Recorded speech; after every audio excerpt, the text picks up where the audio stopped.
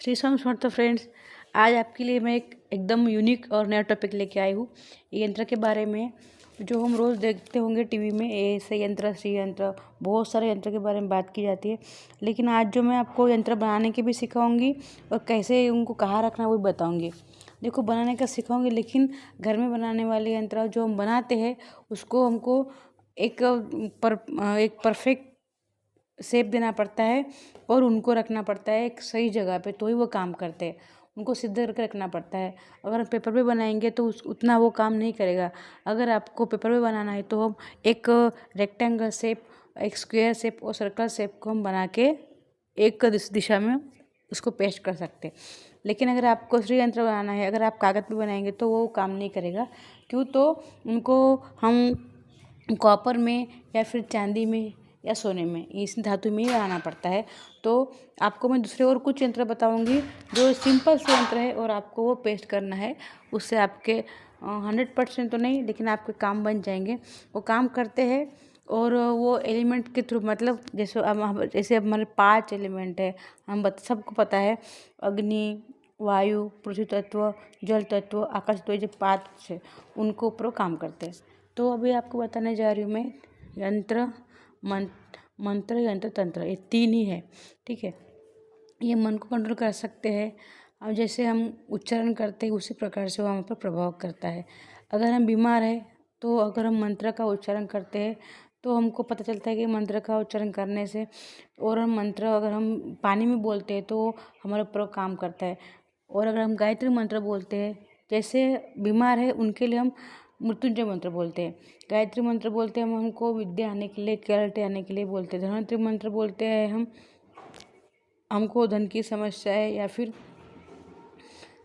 और आयुर्वेदिक में और एक तरीका से भी इनको बोला जाता है।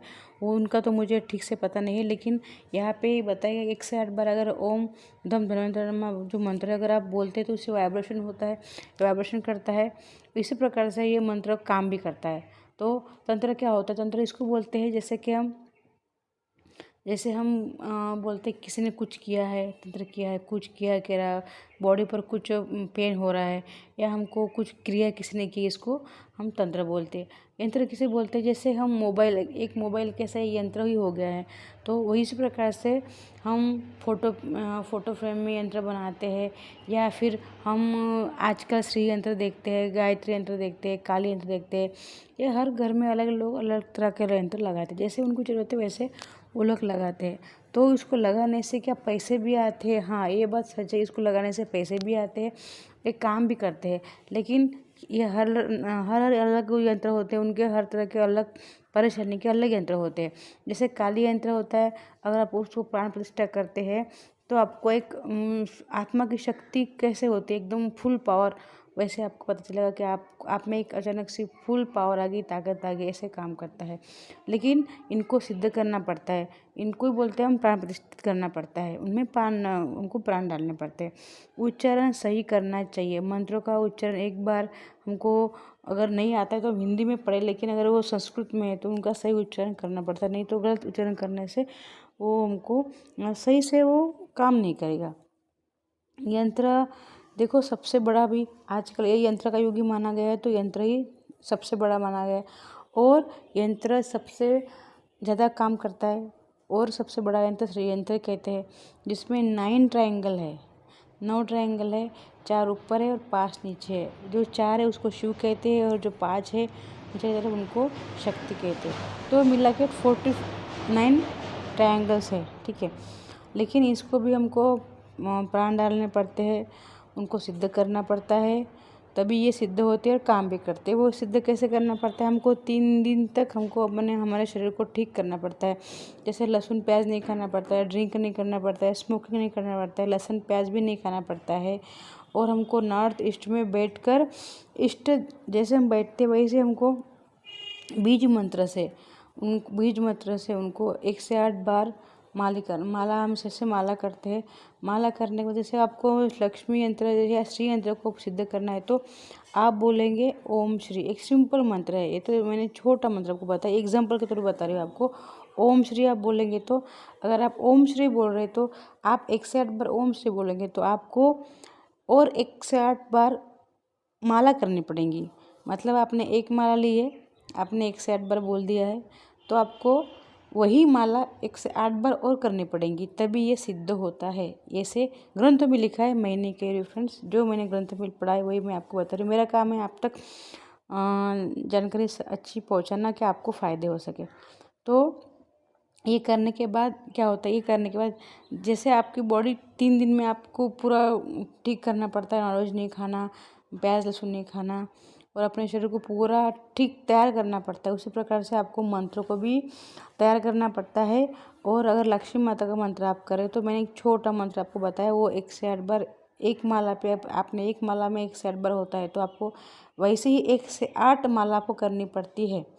उसके बाद आपकी बॉडी तैयार होती है, तो मंत्र भी ऐसे तैयार हो जाता है। फिर वो काम करता है सुदर्शन चक्र की तरह कृष्ण भगवान के।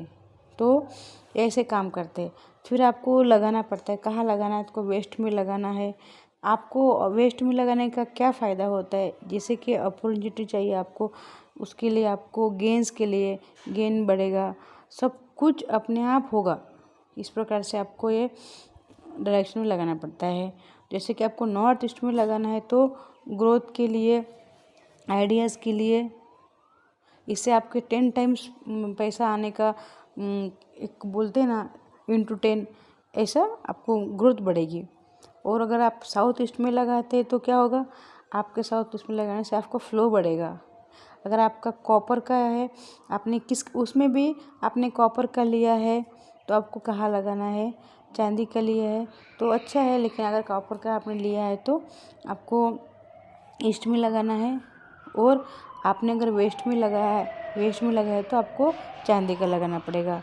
ठीक है, ईस्ट का लिया है तो ईस्ट का है तो कॉपर का, और आपको वेस्ट में लगा है तो चांदी का लगाना पड़ेगा। इस प्रकार से अगर नॉर्थ ईस्ट में भी आप चांदी का लगाते हैं तो आपको देखिए साउथ ईस्ट लक्ष्मी की दिशा मानी गई है तो कॉपर का लगाना पड़ेगा, और चांदी का आपको नॉर्थ ईस्ट में लगाना पड़ेगा।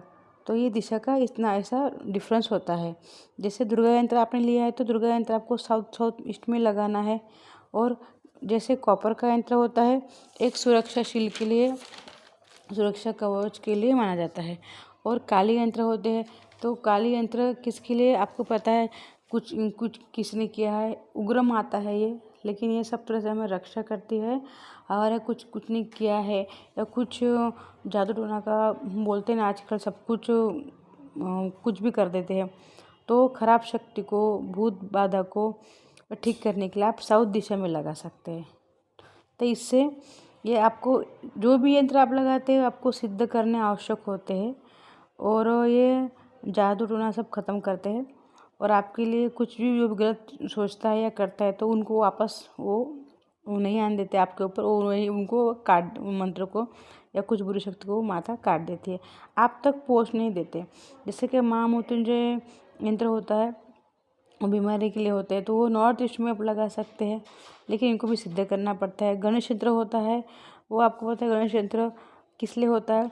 जैसे कि आप किसी भी बात का जैसे हम स्टार्टअप करते हैं, मतलब शुरुआत करते हैं, शुरुआती के प्रथम पूजनीय देवता गणपति जी को कहा गया है। तो बिजनेस में अगर आपको स्टार्टअप चाहिए तो आपको ये नॉर्थ ईस्ट में लगाना चाहिए गणपति जी को। ठीक है, उनको सिद्ध करना पड़ता है। कुबेर यंत्र होता है, वो गॉड ऑफ गोल्ड कहा, उनको सबको पता है, उन गॉड ऑफ गोल्ड ही कहते हैं सब लोग।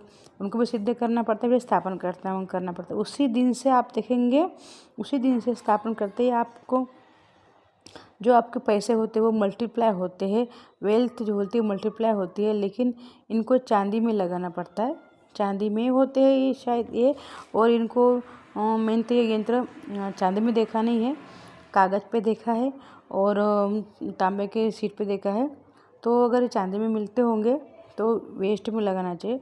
चांदी का तो मैंने देखा नहीं, तो मैं तो नहीं बता सकती आपको, लेकिन यहाँ पे लिखा है कि चांदी में है तो बहुत अच्छा है। और एक यंत्र आता है, सरस्वती यंत्र आता है, उन बच्चों के लिए आता है जो स्मार्ट नहीं है, और दूसरे होते हैं जो बहुत स्मार्ट है और एक एक्स्ट्रा स्मार्ट होते हैं, उनके लिए ये यंत्र लगाना चाहिए, सरस्वती माता का यंत्र। जो आपके बच्चों को पढ़ाई याद नहीं रहती है, याद करते लेकिन भूल जाते हैं, तो याद हो जाता है, याद होगा। तो ये वेस्ट में साउथ वेस्ट, इसलिए वेस्ट साउथ वेस्ट में लगाते हैं। और एक आता है गायत्री यंत्र। गायत्री यंत्र जिनको दिमाग एकदम ग्रो करना है, अच्छे विचार सब कुछ अच्छा दिमाग में आना चाहिए सही ढंग से। या बहुत संस्कार भी बोल सकते हैं, या बहुत कुछ हम बोलते हैं कि दिमाग बहुत तेज है, बहुत फास्ट है और एकदम ग्रो करना है, तो आपको ये गायत्री मंत्र लगा सकते हैं आप नॉर्थ ईस्ट में। आपको एक आइडियाज़ आते हैं वो क्या करना है, ये सब दिशा के ऊपर डिपेंड करता है। और शनि और फिर शुक्र, ये सब देख के भी यंत्र लगाते हैं। हमारे कुंडली में अगर गुरु ठीक नहीं है, शनि ठीक नहीं है या फिर शुक्र ठीक नहीं है, तो हमको दिशा देख के, हमको दिशा कौन सी सूट करती है वही दिशा में हमको यंत्र लगाना चाहिए। ये आप पंडित जी से पूछ के लगा सकते हैं। मैंने आपको जानकारी दी है, यंत्र ये काम करते हैं, लेकिन आपको ये पूछ के ही जो कुंडली देखते हैं पंडित जी, अच्छे वाले पंडित जी के पास जाके अपना कुंडली देखने के बाद ही आप ये यंत्र लगाइए। इनके फ़ायदे हैं, लेकिन आपको सूटेबल दिशा कौन सी है आपके राशि अनुसार या आपके जन्मपत्र के अनुसार फिर आप लगाए। फ्रेंड्स, तो आपको जानकारी अच्छी लगे चैनल को सब्सक्राइब अवश्य कीजिए और शेयर कीजिए, जानकारी दूसरे के काम में आ सके और इसका पुण्य आपको ही मिलेगा। तो फ्रेंड्स, श्री स्वामी समर्थ। तब तक के लिए, और नेक्स्ट आपको वीडियो में बताने वाली हूँ मैं वो यंत्र कैसे बनाने हैं। मैं आपको बना के दिखाऊंगी, छोटे छोटे यंत्र है, आपके काम में आएंगे। श्री स्वामी समर्थ।